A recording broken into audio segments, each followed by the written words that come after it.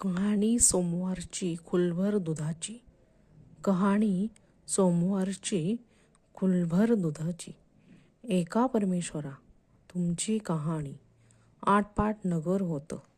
तिथं एक राजा होता. तो मोठा शिवभक्त होता.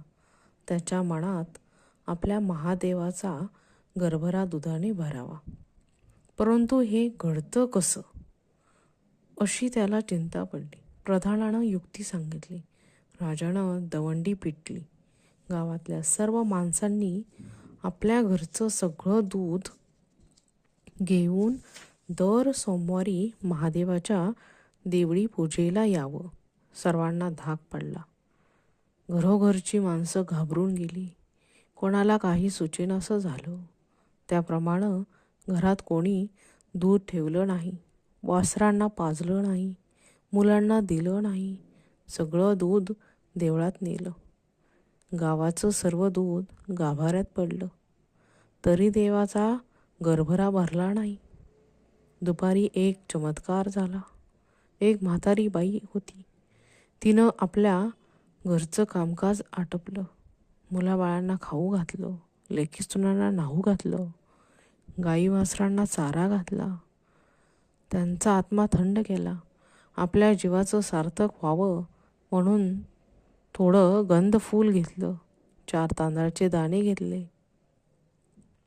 2 बेलाची पानं घेतली आणि खुलभर दूध घेतलं. बाई देवळात आली, मनोभावे पूजा केली. थोडं दूध नैवेद्याला ठेवलं. देवाची प्रार्थना केली. जय महादेवा नंदकेश्वरा. राजानं पुष्कळ दूध तुझ्या गरभऱ्यात घातलं, पण तुझा गरभरा भरला नाही.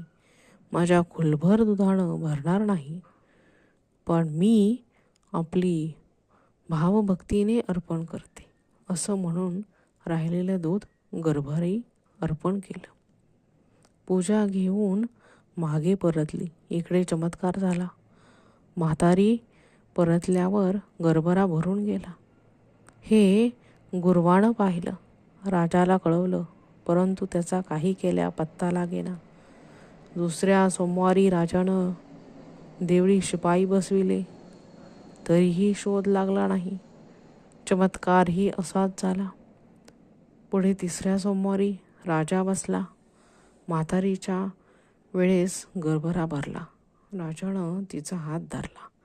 म्हातारी घाबरून गेली. तिला अभयवचन दिलं. तिनं कारण सांगितलं. तुझ्या आज्ञेनं काय झालं?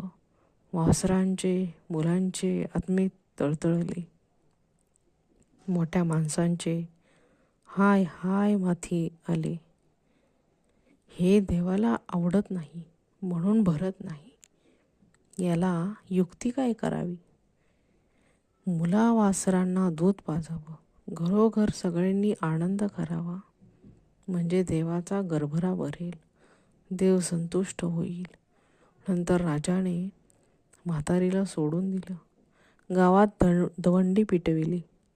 4थ्या सोमवारी राजानं पूजा केली. मुलाबाळांना, गाई वासरांना दूध ठेवून उरलेलं दूध देवाला वाहिलं. हात जोडून प्रार्थना केली. डोळे उघडून पाहता तो देवाचा गरभरा भरून आला. राजाला आनंद झाला. म्हातारीला इनाम दिले. लेकी सुना घेऊन ती सुखानं नांदू लागली. तसे तुम्ही आम्ही नांदू, ही 60 अवतारांची कहाणी 5 अवतारी सुफळ संपूर्ण